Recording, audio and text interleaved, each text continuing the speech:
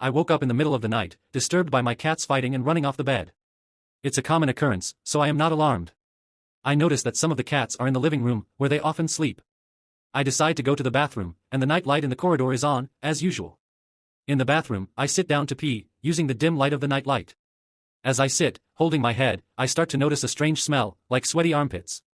The smell begins to grow stronger and stronger by the second, becoming almost overpowering. At the same time, I feel a chill on my right shoulder, as if a draft is coming from the corridor, but there are no windows open.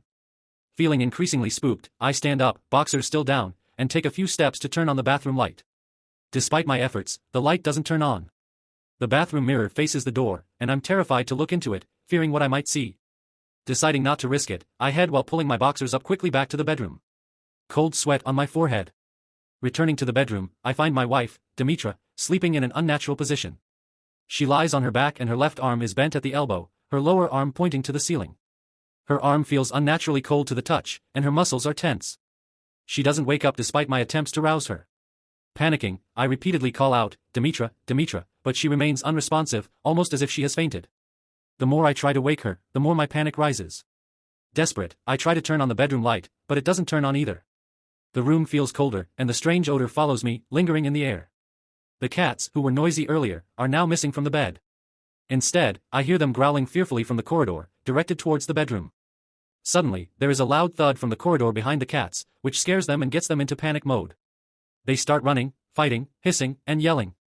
Two run into the bedroom, and the other two, Mulan and Andreas, chase each other through the corridor and start a loud fight in the living room, breaking glass and knocking things over. Gizmo jumps on the bed, looking left and right with her ears low.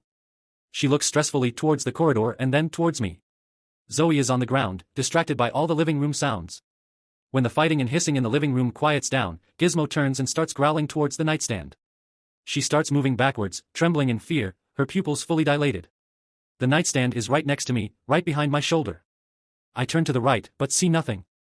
The cold chill on my right side and the strange odor are still there, but I have almost gotten used to them. Gizmo continues to hiss and back away, her eyes fixed on something unseen next to me.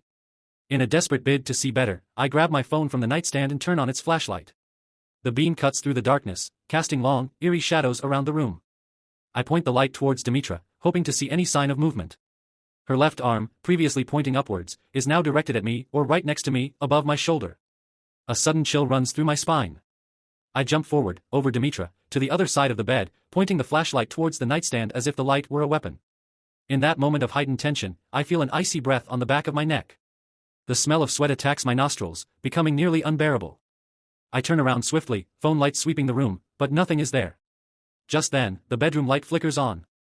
Instantly, the chill dissipates along with the smell, leaving me standing in a now familiar, warm room.